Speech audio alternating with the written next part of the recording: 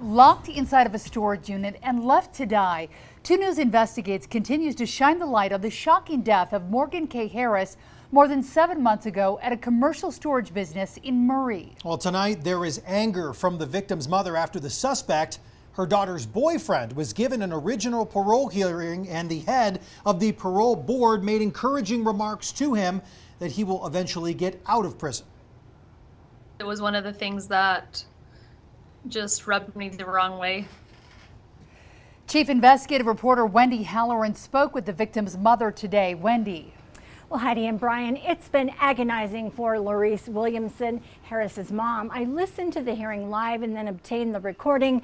There were several critical moments during the 36-minute hearing that affirmed Alex Wardell's violent tendencies toward women and the chair of the parole board's ability to navigate this case because he has not been formally charged. I do want to warn you, this report contains graphic images of domestic violence.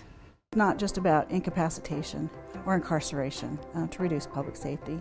It's also about finding out what drives people's behavior. That's Carrie Cochran, chair of the Utah Board of Pardons and Parole, one of 5 members appointed by the governor. She conducted Alex Wardell's original parole hearing. He claimed his violent behavior is fueled by drugs. About 2012, 2011, I started intravenously using methamphetamine, and at the risk of using a terrible term, I was a functioning addict. Who was antsy to leave while Morgan K. Harris and her dog lay dead inside this burned out storage unit. I understand you're trying to get out of here, but you're not free to go at this point. Cochran making it clear the board knows the potential for very serious charges. We don't know all the factors that are being considered, but this is an incident that occurred this year that clearly the board would like to find out what the ultimate determination is from the district attorney's office. Lorice Williamson, Morgan's mom, went to his hearing, not allowed to speak, but strongly opposing in writing any notion the board would grant Wardell parole. We did receive some late disclosure, 2 emails. Writing, I think you know as well as I do that given the impending charges, his release would likely result in the imminent disappearance of a dangerous man with no conscience. Then savage attacks on his previous girlfriend were addressed, the very reason he is now in prison. This is Michelle Vaillancourt, his victim. That could have been me, but I also have to acknowledge it was almost me. And this is what he did to her. Punched her, choked her, strangled her, stabbed her, hit her with a golf club. Cochran gave him the opportunity to say something to her. Wardell made a stunning admission. Those 2 incidents, she probably thought she was going to die. That didn't sit well with Williamson.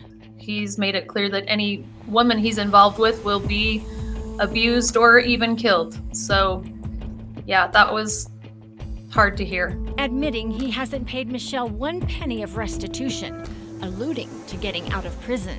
I'll do the best I can when I get out to rectify that as well. Asked about the violence he has unleashed on his victims. There are a lot of individuals who struggle with addiction, and it doesn't rise to the level of domestic violence that your cases have. Why do you think your aggression or that level of violence occurs with you?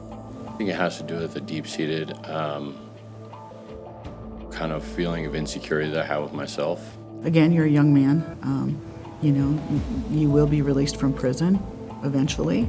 And that remark, Williamson says, tested the boundaries. She doesn't know that he will be eventually released. So I don't know, she may have overstepped a little bit there. Now, within the last 2 hours, the Utah Parole Board sent me a written statement responding to the criticism of the chair of the board. It says in part, quote, "To learn that Ms. Williamson was upset by the hearing is unfortunate and was unintended.